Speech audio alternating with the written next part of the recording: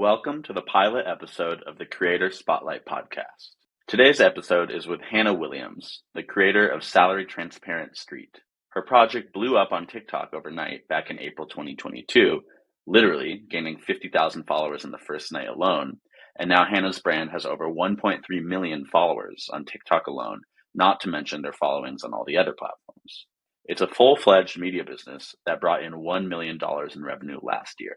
I hope you enjoy this pilot episode of the Creator Spotlight podcast. And if you have any feedback, please send it to editor@creatorspotlight.com. To start, for our readers, listeners, subscribers, give me the quick overview. Who is Hannah Williams? What is Salary Transparent Street? Yeah, so hi, I'm Hannah Williams from Salary Transparent Street. Salary Transparent Street is a page I started with my husband in April of 2022. Basically, what we do is we ask people what they do for a living and how much they make. The whole point of the page was I found out I was underpaid. I used to be a senior data analyst in the DC metro area. Found out I was making about $20,000 to $25,000 less than people in the same role doing the same thing as me in my market. And, I just encountered so much pay secrecy in my career that I realized it was something that needs more of a platform. And I took to my phone to the streets and my husband, and, here we are. Yeah, no, that's amazing. I feel like I'm starting to find that the best, most successful, let's say, projects come from like people like you who are like, see, they're looking for something and they see a gap. Like you were looking for more information on like what you should be paid, couldn't really find it, or it was like hidden. So, you decided to make this thing. And I think I'm seeing that with a lot of other people. But before Salary Transparent Street, you had another TikTok account that I believe was called like Stocks and Squats. Now it still exists, but it's just your name. And I was looking at it and I see that you started in 2020. You posted like 3 times in like the preceding like year and a half or so. And then January 2022, you started doing these like, front facing camera, like talking about employment and recruiting and like salary negotiation, the kind of things that, you'd go on to do. And then like, I believe you got 40,000 followers in 4 months and then which is already also crazy. And then started Salary Transparent Street. So tell me like why you started like TikToking on that account and then why you decided to like spin off this whole separate project. Yeah, I love that you did your research because nobody ever brings up stocks and squats. And I think it's such an important part of my story, right? Like you mentioned, I posted 3 times in 2020. It was the first time I got a TikTok account. Everybody else and their mother over the panini, we all got TikTok, and they were just like fun videos. Like I'd made a puzzle in one. Like I've never had a desire to be a creator. I don't really have much of a digital footprint. That desire to be a YouTuber or an influencer was never something that I wanted or thought that I could do. So it's never something that I basically sought after until January of 2022. And even then, I don't even think I would say that I was seeking, being an influencer. I started creating those videos because that was right when I accepted my new job as a senior data analyst after I had found out I was underpaid. So I got an offer after finding out I was underpaid for $115K, tried to negotiate it. Basically, I bumped up my salary $25,000, the amount I knew I was underpaid overnight, it felt like. And I in that moment realized I need to talk about this because like this experience is crazy and I resolved it, but this doesn't solve the problem. The systemic issue is still pervasive and affecting people every single day. So I just realized, there is value in starting to talk about it. So I was like, okay, let me dip my toe in TikTok. And as I made more videos, one of my most popular ones is where I shared every salary I had at all of my jobs. And I was, the feedback on that video was such a light bulb that I was like, I knew this was an issue, but the feedback confirms that this is also an issue for other people. And it's not just something that I'm complaining about, and that inspired me so much to start Salary Transparent Street. Like people that were following me there were hearing me say, I have an idea, like I'm going to go on the street. And I feel kind of bad because like I said, I don't consider myself like I never wanted to be a creator, and running 2 accounts full time is incredibly difficult. So almost as soon as Salary Transparent Street started, I like abandoned that account because I've just kind of been following the mission. I don't want to be the person, selling stuff on TikTok Shop. I just love that I can use my phone to have social impact. Yeah, no, that's great. So you still post on it sometimes though. I was looking. Sometimes I've Yeah. tried to get back into it, but I'm just more so using it as like a break. Like hmm I create content that I think is fun and like just about my life, things that make me laugh versus like hard hitting education.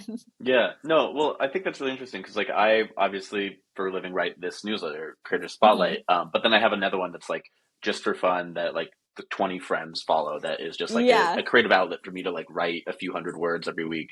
So I'm Yeah. interested like what does that do for you having that other because I think it's important personally. So like hmm is it important to you to have that as a creative outlet or why? Absolutely. It's so Mm, important to have that as a creative outlet because the burnout is real. Like what I tell people, the best way to give an example of what our work is it's constantly being on a hamster wheel. The internet is not a 9 to 5. It is 24 hours a day, 7 days a week. And it's very exhausting to constantly be focused on this one thing and then just like sometimes you have these ideas for your content and they don't perform, and it's constantly just like shooting dice or arrows at the wall and hoping, or spaghetti at the wall and hoping it sticks. So having a creative outlet like a profile where I'm like, there's no pressure here for me yeah. to perform. There's no pressure for analytics. I don't care if this video gets 2 views. I don't care if it gets 1,000. I don't even look at the comments. Like to me, that helps me stay grounded in my joy of creating content and what I love about the internet. Yeah. No, I love that. I think that's really important and like people would do well to remember that. Yeah. So this same article I read, which was written about 2 months after you launched Salad Transparent Street, said that you hmm had about 600,000 followers on TikTok already, hmm and that's crazy to me because now you have about 1.3 million, which is only twice as much, huge number, but only Yeah. twice as much. So I'm curious about like the audience growth journey, hmm and just TikTok for now, and then maybe getting into the other platforms. But was it really just so hmm meteoric, and then it kind of steady after that, or how did that happen? Meteoric is an understatement. Like, I think I went to bed the first night, like April 16th, 2022, 0 followers, like a completely blank slate. First video, no followers. When I woke up the next morning, I think we had like 50K.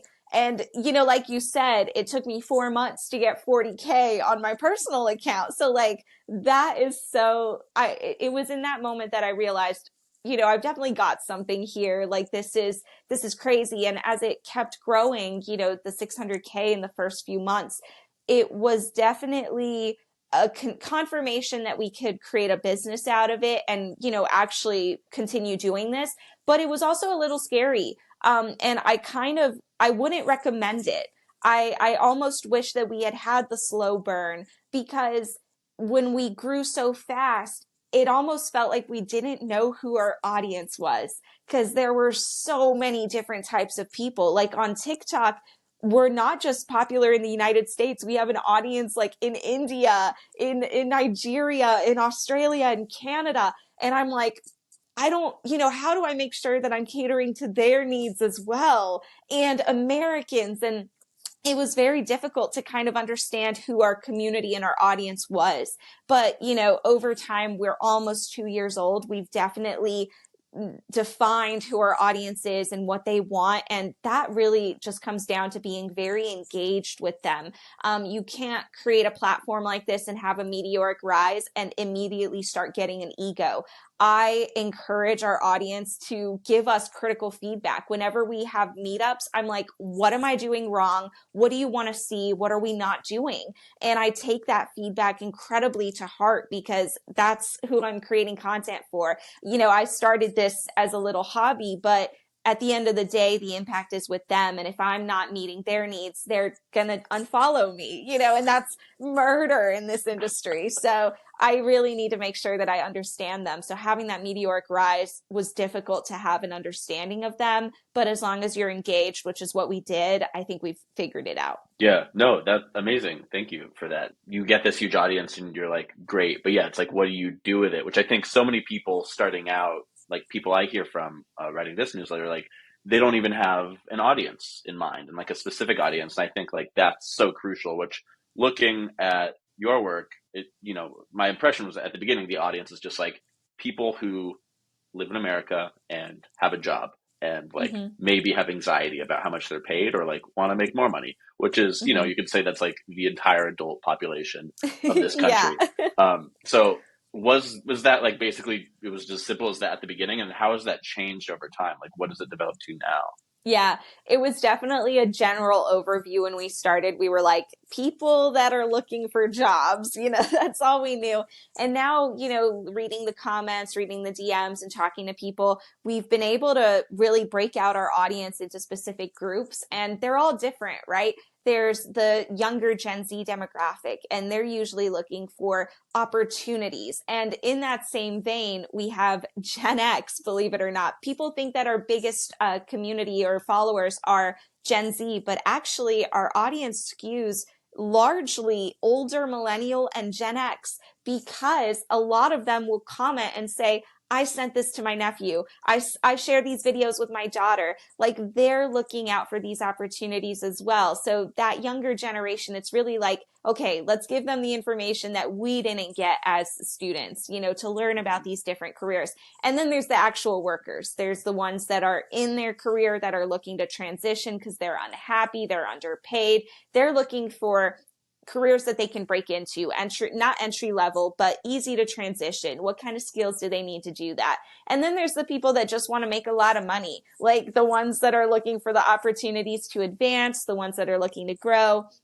It's interesting how these conversations can really go in so many different areas, but I think it's incredibly valuable that our audience meets or our content meets so many different needs. Yeah, no, that's amazing. You mentioned a couple of minutes ago about like how you learn from and engage with the audience. I'd love to hear more about how you do that and how you've built these like specific profiles. Yeah, what are your like best avenues for engaging with your audience, and how have you gathered these learnings that you were just talking about? Yeah, I definitely lend a lot of that back to my previous career as a data analyst. Like data is everything to me and I'm constantly analyzing and, why is it this way? What are the numbers? And I think that's a valuable thing. It's definitely helped me. Because when I'm talking to people, I'm learning about what their needs are from the comments. I'm trying to see if there's any trends, have many people asked for this. I always jot notes. Like I've gone through so many notebooks of just constantly because then if I don't write it down, I'll forget it, and just trying to see what those trends are, reading emails, responding to emails, responding to DMs. People will reach out and say, hey, have you interviewed these people yet? I haven't seen it. And I'm like, okay, let me make sure that I go look at conferences or events in the area that might have those people. And I definitely look into it if I hear it more than once, which if one person says it, a lot of people usually want it. And what I love about TikTok especially is the likes. You can see people will like a suggestion. And if you look at our videos, people will say like, you should ask this question. Like that is almost the most important thing is people's feedback on the questions. They want to know.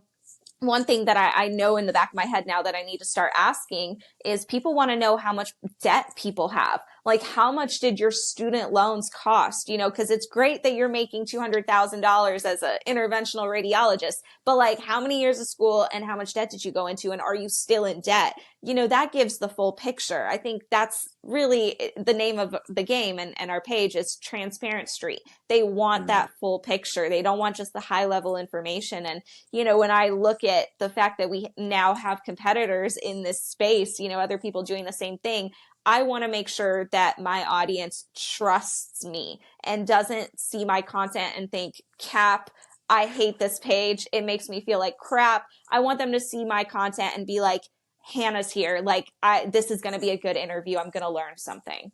And that's just by listening to them. no, that's amazing. I love the questions about debt too. Like obviously that's so important.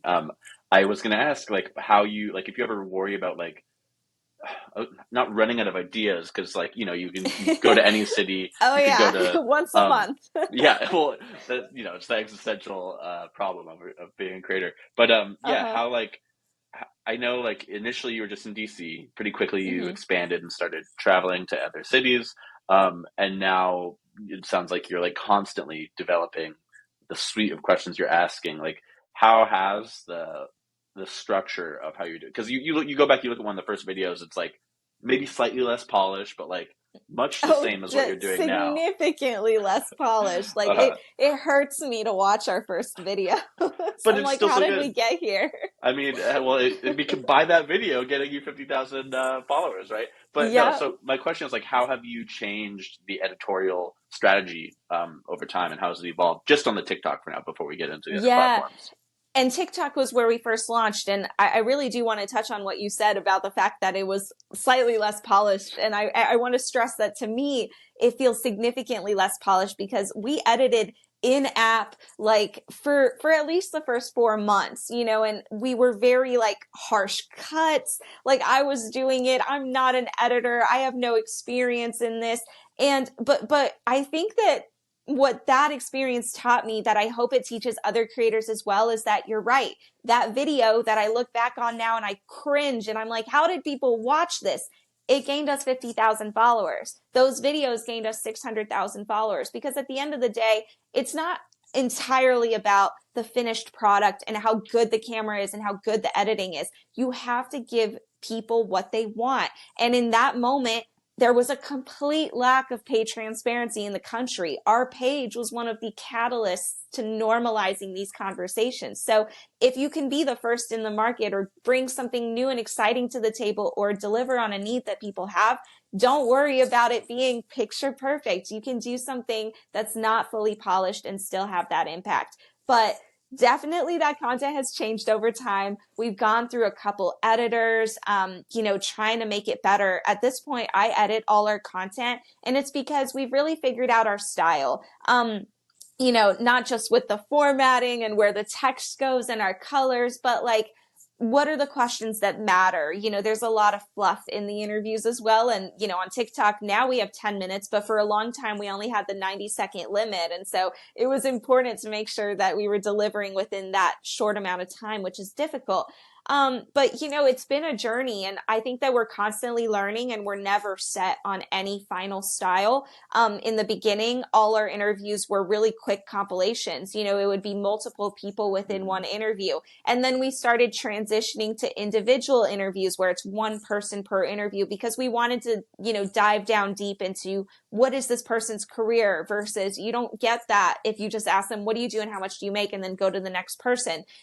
What's really interesting there is we've started doing compilations more this year and trying them back out, and they've performed really well. And so we're learning that, you know, you don't always have to stay married to one style, and they also have different value adds in different situations. Like when we shared our highest revenues of 2023, that made perfect sense for a compilation. But if I interview someone making, you know, 200K on the street, people definitely want to hear more about that story. And we leverage different platforms like YouTube to deliver on those longer style interviews.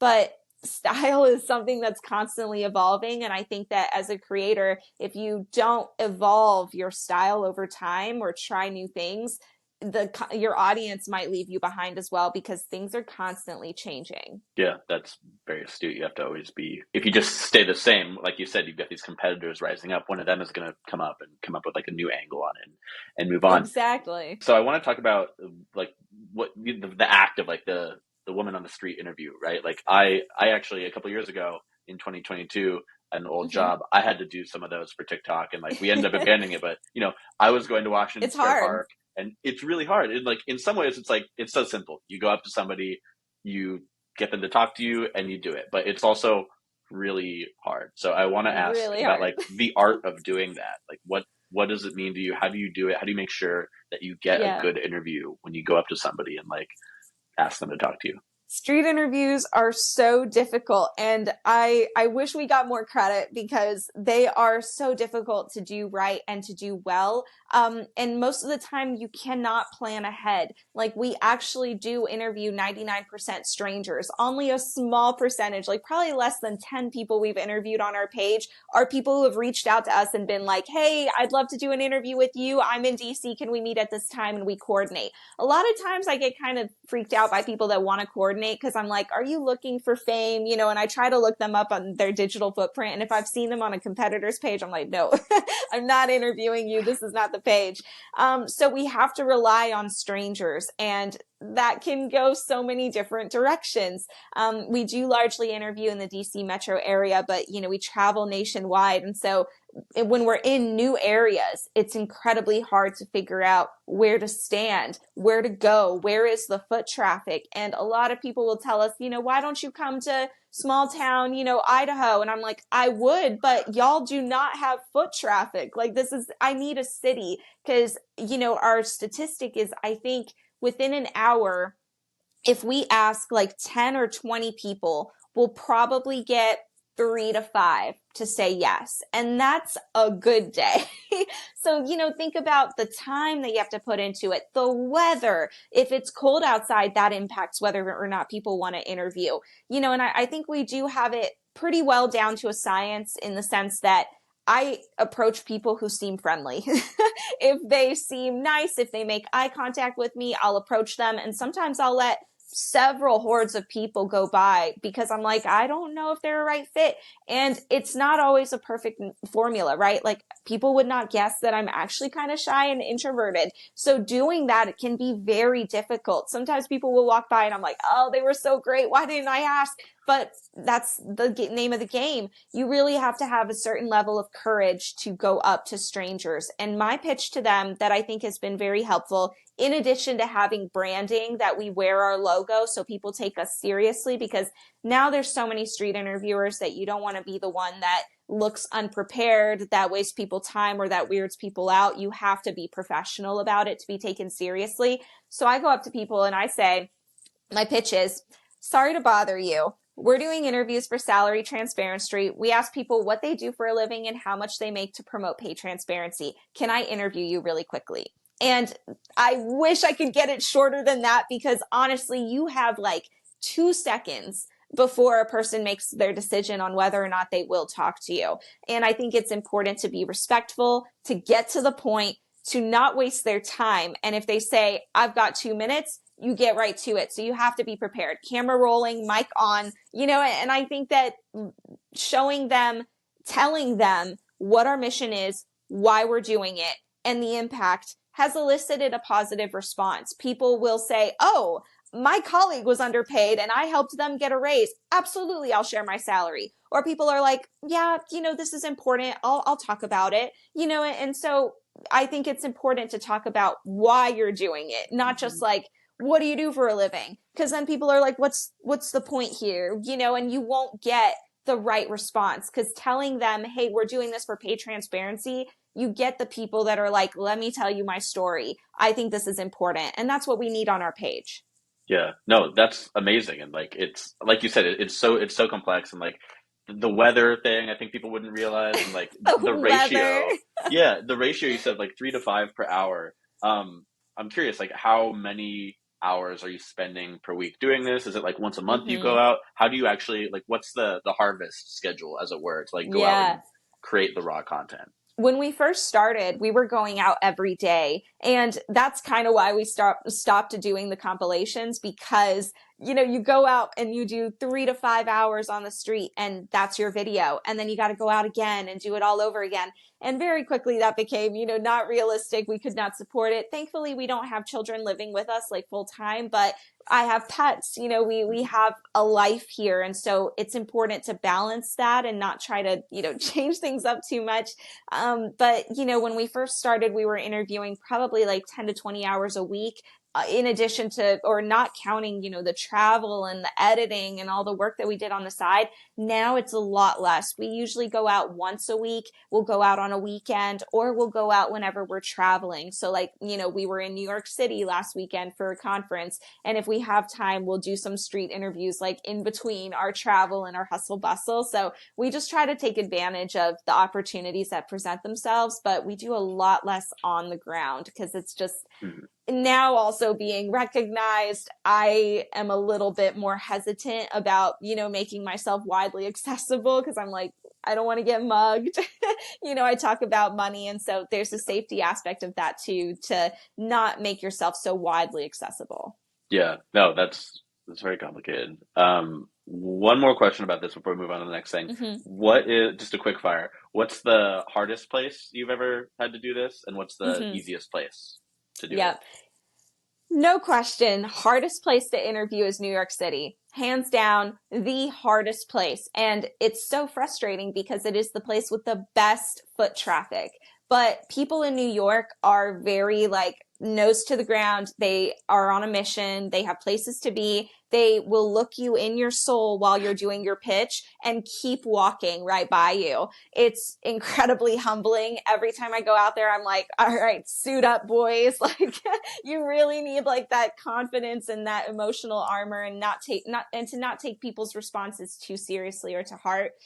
Because, at the end of the day, they don't owe you anything, and you are Hmm. asking for their time. So it's hard. But the easiest place to interview, I would say, was probably Eugene, Oregon. That was the most bizarre experience. It's a small, beautiful little town in Oregon. And that was the only place where in an entire day of interviews and walking around the city, which was probably about 4 or 5 hours, we didn't have a single person say no. Like, we ended that day, we went there on a trip and we were like, we need 30 interviews. We ended that day with like 15, and we had like multiple more days. And I was like, are we done? Do we get to go home? Like, it was so wonderful. I think that people were just really open and excited to talk about their careers. They also had different careers that we hadn't encountered before, like wildland firefighters, who wanted to talk about what they do because they need more people to help them. And so, they get good benefits. They wanted to talk about it. Tattoo artists, like just really cool people that understood that transparency isn't personal. We're not looking to make fun of you or use that information to harm you. It's to make awareness of your career and the possibilities within it. Yeah, that's awesome. I didn't expect either of those answers. I thought like a New York or a DC might be the easiest. Yeah. Now That's DC wow. is becoming a lot easier because we get recognized a lot. Yeah. So it becomes easier in the sense that people know what I am looking for, and they'll be like, I'll do it, and so I don't have to give them the pitch and stuff. That Mhm. makes it a lot easier. You've got a groove there, yeah. Yeah. Okay, moving on, and then maybe we'll come back to this, what Hmm. we're going to talk about here. Platforms. So you started with Hmm. TikTok, and now I believe you've got the TikTok, which is your biggest audience, 1.3 million. Yeah. Instagram, which is like 875,000 or something. Hmm. Twitter is tiny. I think that's only like 3,000. I And think then it's there's like the 1,000. Yeah. no, you're at 3,000. I checked it. It's just under 3,000. And then Just you've got under. the newsletter, which I don't know how many subscribers you have there. I'd love to hear. Hmm. And then there's also the salary database. Is there a Hmm. jobs board, or am I mixing We're that up? working on it, Okay, actually. Yep, so that there's is in the works. all these things. So tell me, I guess this might be meandering, but start from like Hmm. you launched the TikTok. When is the next thing you launch? And then like, Hmm. how does this keep developing up until today? Yeah, so we have 6 social platforms. So we're on TikTok, Instagram, Facebook, YouTube, LinkedIn, and Twitter. And I think that nailing down those platforms and getting into a groove, of posting consistently and just feeling more comfortable with them, that was the first step. And then as soon as stuff took off, we got a lot of people reaching out and saying, hey, I'm not like, I can't be interviewed by you because I'm not in the same state, but can I share my salary in some way? And we started doing these what do you do Wednesdays on Instagram stories, where I would ask people like, hey, can you share how much you make? And I didn't expect that we would get so many people, but it would be like, scrolling for minutes through the responses. And I was like, okay, what do I do? Like, obviously we need to take this a step further. So we started a Google Sheet. It was a Google form that, and you could view it as a publicly viewable sheet that you couldn't edit, but it was accessible to everyone.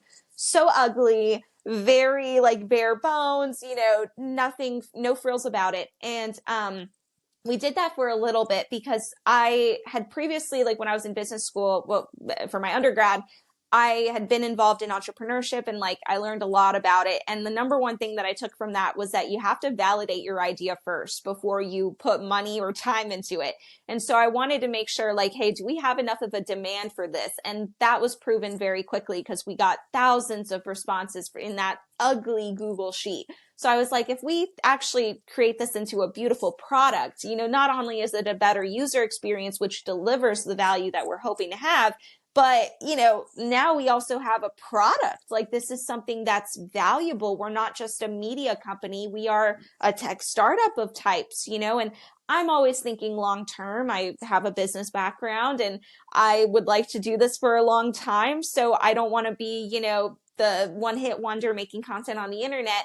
I want to make sure that I have the exit and I've built something that will last. So the database really was that. It was our way of not only creating something that was off the platforms, that if we ever lost access to our TikTok, if TikTok were ever banned or what have you, we have this place for people to still be with us and have access to our product and our values. The job board is the most recent one because our database is now built. It is beautiful. It is operating fully functional. So our job board is not even up there yet. It is still in its beta stages. But we're really excited about it because it is coming out this year. And that was taking it to the next step because what I've always done with managing the business is kind of looking at what I call my 3 C's, and they're how I look at our goals and what we want to do with the business. So community, corporate, and Congress. And they're the 3 groups that have the most impact with pay transparency. Community is obviously people. And so, our content delivers that value, that transparency. Congress is legislation, which is what we've started getting involved in the past few months, is working with states. And just last week, I testified in support of Maryland's pay transparency bill. So like really that is full force ahead. We're getting involved with helping states pass the bills.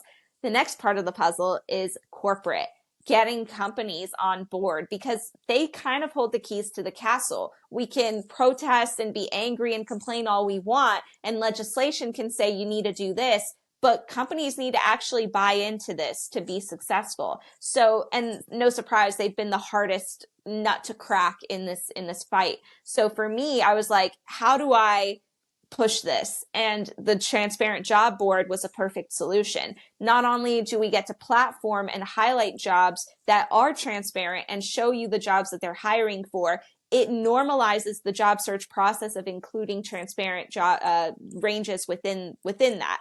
So I think that that's really, we're just looking at making sure that everything we create delivers to those 3 C's in some shape or form. That's amazing. And I love like the social mission. You said something about like a couple minutes ago when you're answering that about like you don't want to just be a media business, which obviously Salary Transparent Street starts as a TikTok account. It's a creator driven thing. Now it's like you could really say it's a full media business.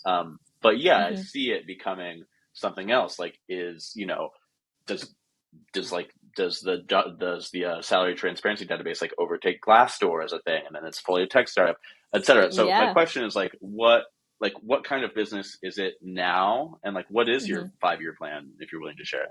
Right now, the business is very solidly a media company. Like that is the foundation of our business. But with that comes our community and the community trust we've built. And using that, we've built our tech product, which is our salary database, and ultimately just our website, which is also has a resource hub that has tons of articles within it. We have a pay transparency map that you can navigate to see where pay is within your state.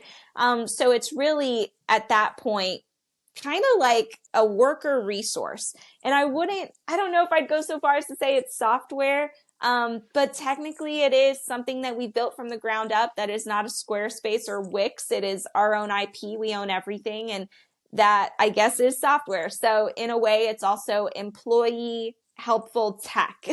I should probably figure out a good name for this. EHT. I love it. EHT, employee helpful tech. But really, like that's what it is resources to help workers make more and earn more in their jobs and in their careers. So it's media, and then we've got the tech product to deliver that value. Let's say 5 years from now, what's your Oh dream? Like yeah, my not necessarily 5 year plan, plan. but even just a dream, you know? My 5 year plan, I definitely would like us to not exit because I don't want to give up what we've built or hand over the keys. It's my baby. It's my Hmm. husband's and I, it's our work. We put so much blood, sweat, and tears into it. And I think that the value or the reason that we've grown so much is that we haven't sold out. We still are not even represented by an agency officially. Like we're all in house. And so I think our audience really trusts us because they've watched us grow. They've been there with us each step of the way. And I think to exit and leave them behind would be a disservice to them. So I don't ever see in the future myself stepping away from Salary Transparency, but I would like a vacation. And so I think that in the future, in the next 5 years, we would be expanding our interview cast. So we're definitely planning on hiring, representatives of STS in different states and different countries as well, expanding internationally. And I'd like to take more of a backseat to the business operations and also the legislative action, because that is very time intensive and something that really needs boots on the ground. So I wonder if I can get more involved in that sense. But yeah, I definitely see some type of acquisition in the future where Glassdoor, Indeed, ZipRecruiter, one of these companies does recognize that we are a force in the space, and, not just for looking for jobs like as a job board, but a salary database as well. Yeah.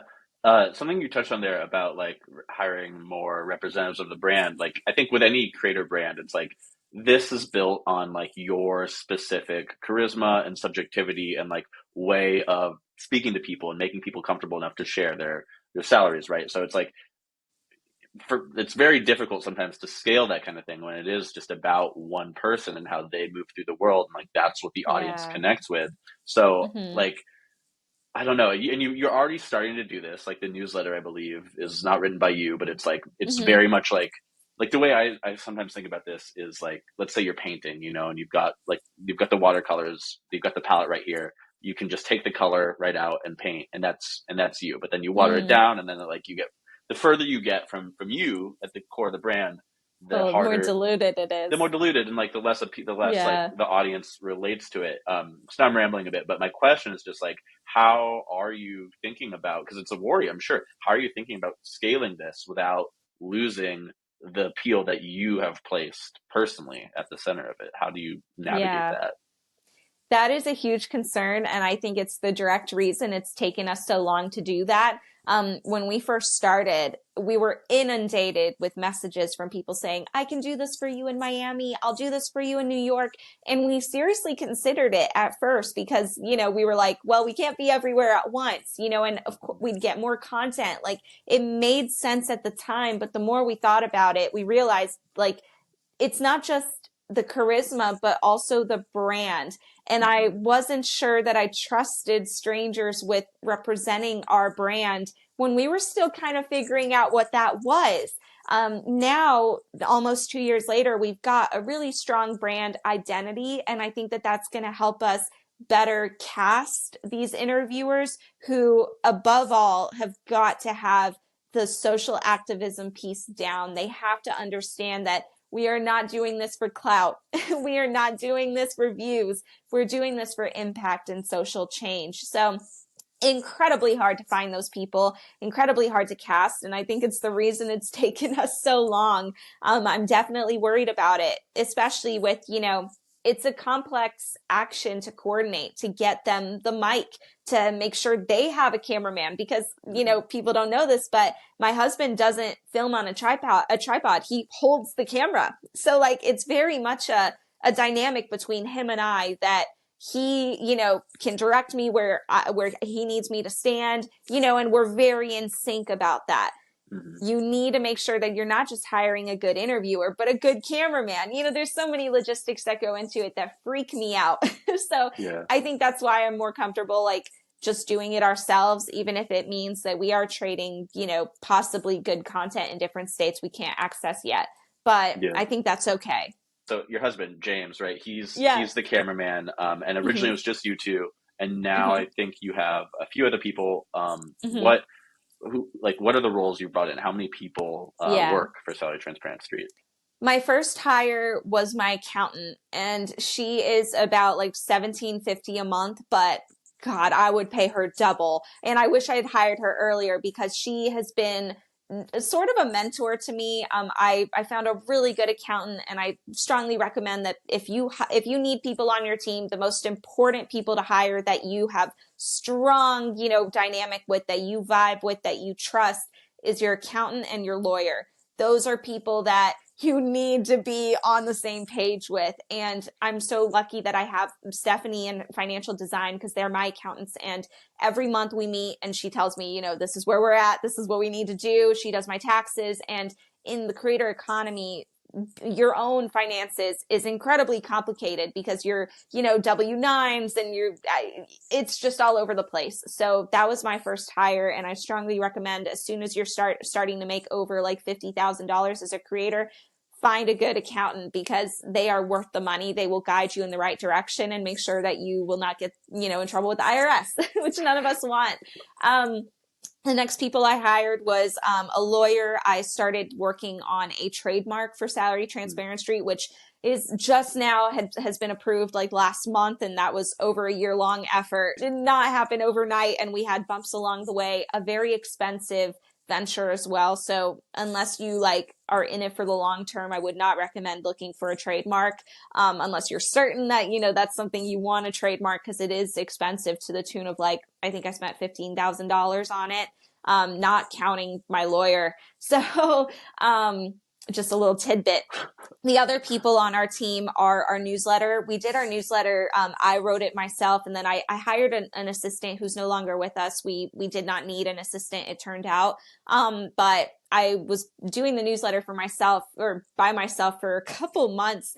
And it was not my strong suit. It was taking a lot of time. It was, what I realized was, doing that, I felt like our newsletter was important. I didn't want to stop doing it, but it was sucking the life out of me. Like, it was not the creative that I liked to do. And I didn't want it to die because I wasn't utilizing my strengths. And so that's Hmm. when we brought in Smooth, which is our newsletter production team.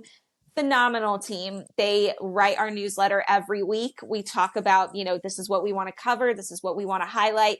I'm very involved in it, even though they are writing it. I'm collaborating with them in the notes. I edit, review, everything. So it's not hands off, but hands off enough that I'm not dedicating the hours that I was before. And I think as a creator, if you're doing this full time, it's very important to figure out within the week, what are you allocating your time to? How much?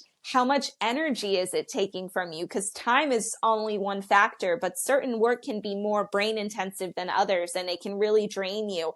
The sooner you burn out, the sooner you exit the creator economy. And if you want to do this long term, you need to figure out how to hand off the tasks that don't bring you joy, or that are too time intensive and not important, to other people that are smarter than you. That is the Hmm. name of the game. Finding those people is incredibly hard, but when you do, paying them well and bringing them on the team and making them a part of the family is a recipe for success. Other people that we work with I have a part-time social media manager, but she doesn't manage per se. She has a full-time job. So she helps me with, trends and figuring out what's going on out there, because one of the things I don't have time for is scrolling TikTok endlessly and figuring out what is the funny sound of the week, and so she helps me out with that.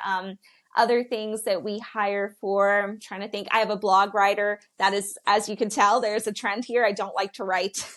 It's too time intensive for me. So I hired an amazing blog writer, Daniela. They have an account called I Like to Dabble, and they create content about, remote work and such, but an incredibly talented writer that I reached out to as a peer and said, hey, can you write a blog for me for my website once a month?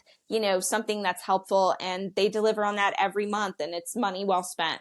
I Yeah, think I'm that's it. interested. I mean, quite the team. That's And like my five husband, of people. Yeah, course. duh. I feel like I forgot my husband. My husband is, oh gosh, none of this would even be possible without him. He takes a very much backseat, you know, to this whole thing. He doesn't like to be on the camera. He is very humble about it, but really like the work that he does, just being there, just constantly like, okay, we're going to New York. Let's go. I'm filming. Okay, let's start.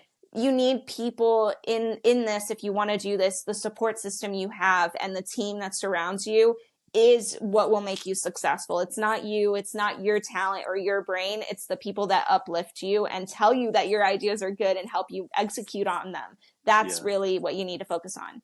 yeah. Which is, people think being a creator is just a one person thing, which it can be, but I No. think the more you grow, it's not. I want to touch just Yeah. for one more second on the writing aspects, both the newsletter and the Uh-huh.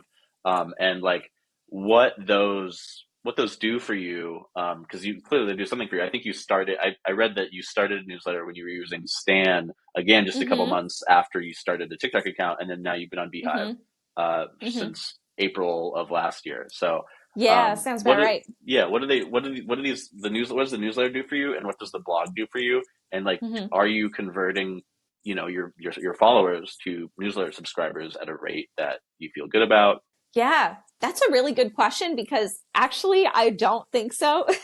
I don't believe that, the newsletter it's been hard to ration because I think it's such a major product and something that we put a lot of effort into Yeah, and money into each week. It's actually like our biggest ad spend technically of the month. And my accountant is always like, Hannah, what is the outcome of this? What's the value? And it's really been a slow burn. And I think that's why I am not so freaked out about it, because we've experienced that astronomical growth with our followers, but we haven't seen that with the newsletter. And I'm like, okay, this is more personal.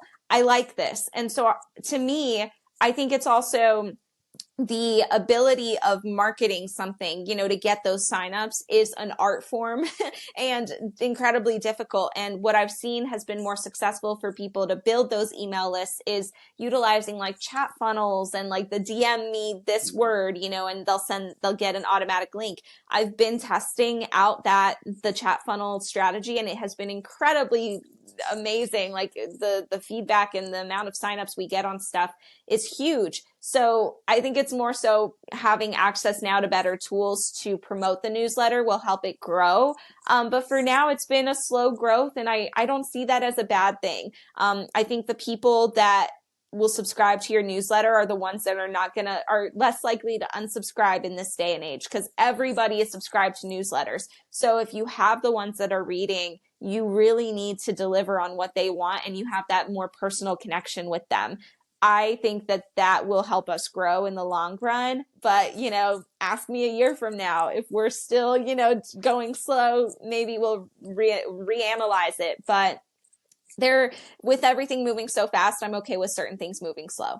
yeah. No, that makes sense. So you're talking about outspend. Let's talk about inspend or in.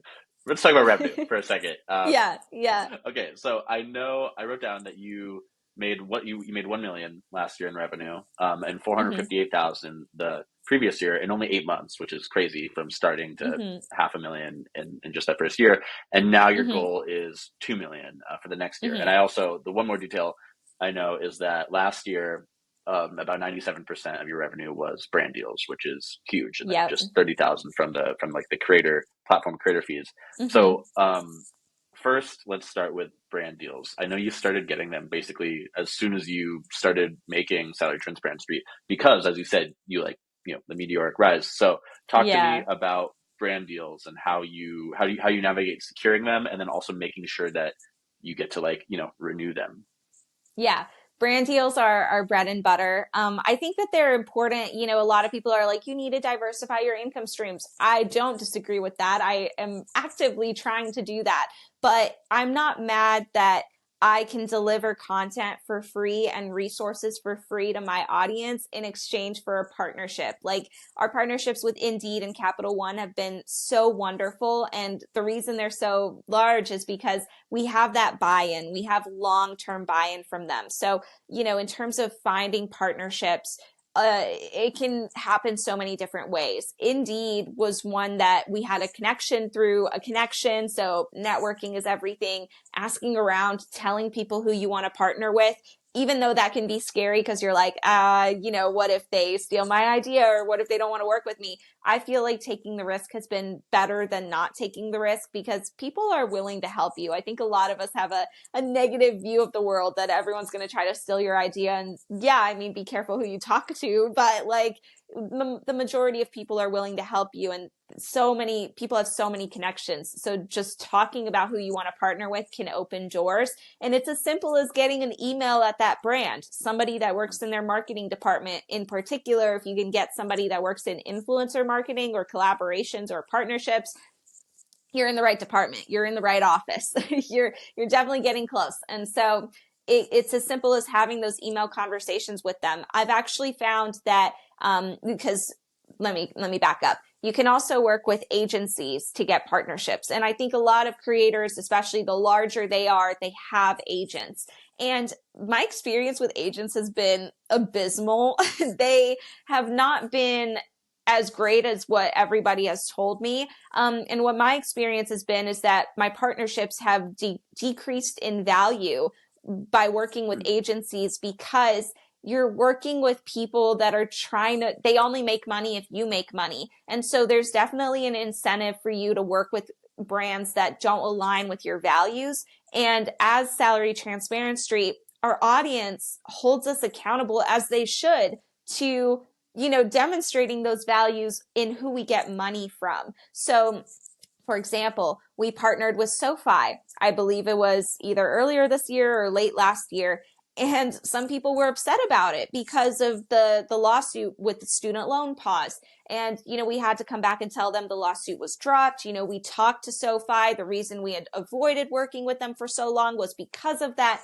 But, in a sense, that still wasn't enough for our audience. And so I think it's important to, before you sign, partnerships, is making sure that your audience isn't going to react negatively to this. Does the brand live the values that you are living by on your page? If they don't, or if there's any type of, head-on issue there, it's not going to be a successful partnership. And so if you work with agents, sometimes they don't see that. They just see a big brand that has a huge budget. And when you tell them this isn't going to work, they're like, well, let's just try it, and then it doesn't work. And here we are.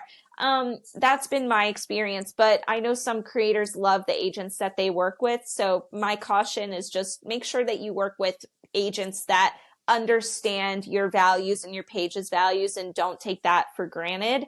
And that they don't take that for granted. But yeah, I mean, it's still incredibly difficult to work with brands, but I prefer to work with them personally because you get a better sense of what they're trying to accomplish. You can figure out, the issues right then and there instead of having somebody in between that you don't, if you don't have contact with the brand, it's less likely to, I believe, perform well. The more in personal and like close connection I've had with the brand, the better performance it had. So actually, one thing you touched on that I found really interesting is this idea of, you are so accountable to your audience. And I usually I like to ask people like, oh, do you think you have a responsibility to your audience, or what is that? Whereas for you, it's so clear and so baked in. So I want to ask about like the pros and cons of that. Like you are such a values driven brand, as you were just touching on with the SoFi thing. Mm-hmm. Like what are the, is that a double-edged sword? What's the pros and cons of being such an audience accountable creator? Yeah, it's definitely a double-edged sword to have so much accountability. But it's a good thing, right? Like you have accountability because you've created something that people value and you can't turn your back on that. You can't turn into somebody completely different, say this and do something else. That is the reason that we exist, is because we hate those people. We hate those companies. We're not going to be that. And so it is a double-edged sword though, because it limits who we can partner with, because we cannot partner with the bad apples of the industry. Like I have been trying to work with Amazon for months now because they have an amazing certificates program. But just the other day, it was a headline that Amazon is trying to remove the National Labor Relations Act as a protection that workers can talk about their pay. What did I do? I told the agent that I have working on it, stop conversations. I posted about it on our Instagram story that Amazon is a bad actor, and I put a link that said Amazon sucks. That is being accountable to your audience, because if I hadn't acknowledged that and then gone and turned around and did a partnership with Amazon so close to the this announcement happening, I would have been torn to shreds and I would have lost all that trust that I built with my audience. It's not something that I want to gamble with, and I definitely don't want to lose it. So yeah, I will have to turn down $30,000, $50,000 here and there. But like, gosh, isn't that a crazy thing to say out loud? Like the privilege to be able to say, I can turn down that money. You know, like I'm not in a desperate situation, thankfully, because we partnered with the right brands that we work with long term, that we really trust and that deliver on those values. Having them and having the support of our audience that we know we can fall back on if we lost all our partnerships is so inherent to giving us confidence to make those tough decisions. And it's been the right decision every single time. Anytime we've gone against it, we felt the heat, and it's been valid. That's amazing. And major kudos to you for like having such strong principles. That's I'm rare. not a hero. Yeah. Well, so But no, so next thing, I speaking of not being a hero, another thing an interview I read with Elite Daily, you said mhm. when people ask what are you, an influencer or content creator, you said I consider us social activists. And so I've been thinking a lot about like, well, what is a creator? And you Mhm. know, now you've been throughout this conversation referring to yourself as a creator. You said that when you started making TikToks, you didn't think of yourself as a creator. So my Mhm. question is like, what is a creator? Which now you've built up such a relationship with being this, and you've probably interviewed Yeah. plenty of people who are creators. What does it mean to be a creator? What is a creator? That's a really good question. There's a really interesting conversation happening now that I've seen on LinkedIn about creators versus influencers. What is the difference? Where do they align? Where do they fall, to the sidelines? And it's a very clear distinction to me that a creator, in my mind, is somebody that creates. You have an idea and you turn it into something tangible. In my sense, I'm an internet creator. I create content from ideas that people put in the comments. You should ask this. Great. I go on the street, I film it, and I make a video that I post on TikTok. That to me is being a creator. But why I don't align with being an influencer is because I'm not, and it's kind of tough because I do also see the alignment of being an influencer because our work influences societal change. It does have positive impact on the paid transparency movement, on workers earning more, on workers having more knowledge about their rights.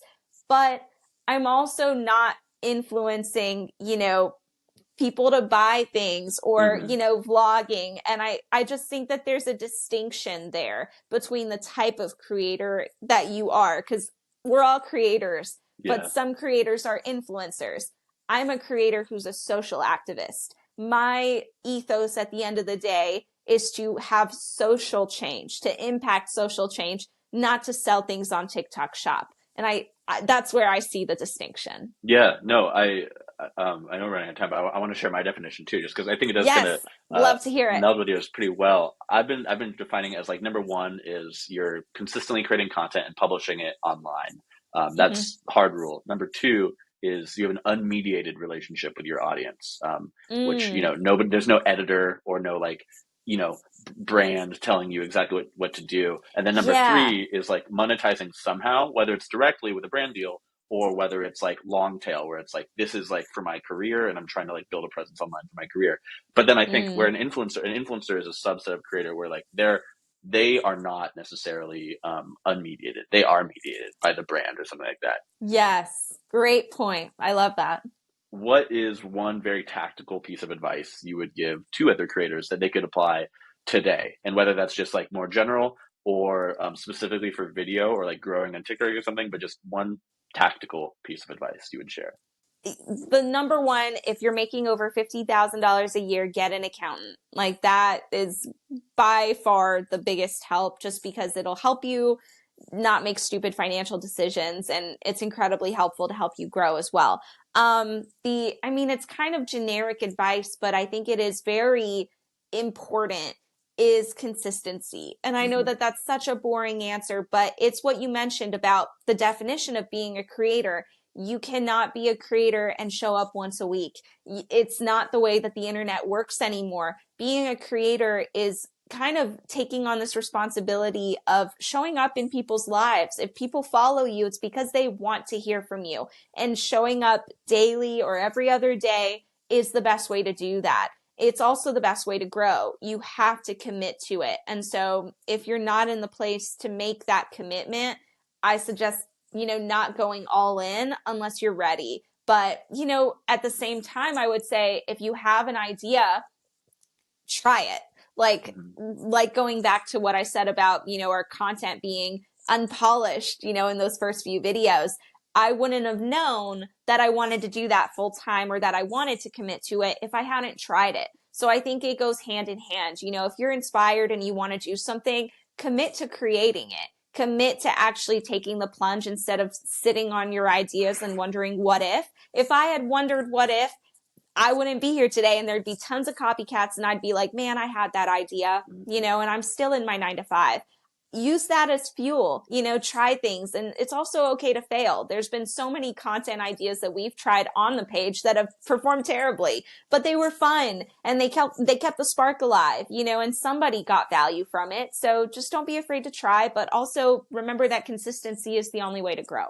Yeah, I couldn't agree more. The more I like think about this stuff, it's like it's literally just the Nike slogan, just do it. And that's Just do it.